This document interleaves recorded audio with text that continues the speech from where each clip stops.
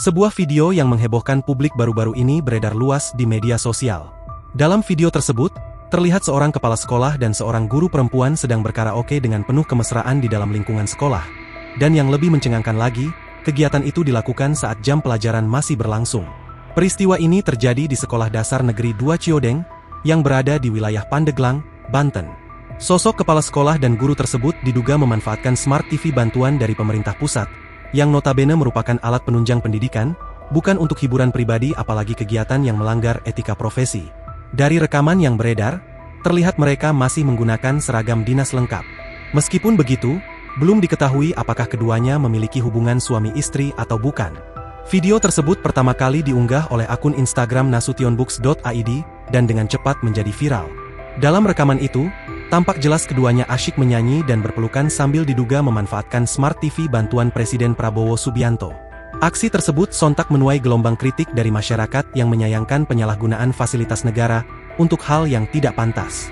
Tak hanya publik biasa, sejumlah tokoh pun turut menyoroti kejadian ini. Salah satunya adalah anggota DPR, Rieke Diah Pitaloka yang menyentil tindakan tersebut melalui akun media sosial Instagramnya Rieke Diah P. pada Minggu, 28 September 2025. Kalau bener Oon ngalahin Oneng, tulisnya. Melansir dari kompas.com, Rieke mengaku geram dengan aksi oknum guru dan capsek karaoke mesra itu. Anggota fraksi PDIP ini juga menilai bahwa peristiwa itu perlu dipertanyakan, mengingat perangkat tersebut seharusnya mendukung proses belajar mengajar. Ia pun menekankan pentingnya etika dalam dunia pendidikan dan menyerukan agar pihak-pihak terkait segera mengambil tindakan tegas. Adapun, terkait ulah oknum kepala sekolah dan guru perempuan karaoke itu, Sekretaris Dinas Pendidikan, Kepemudaan, dan Olahraga Kabupaten Pandeglang, Nono Suparno, memberikan konfirmasi.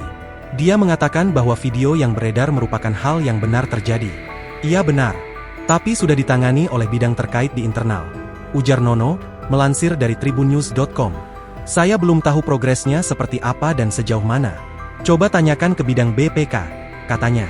Download Tribun X sekarang, menghadirkan lokal menjadi Indonesia.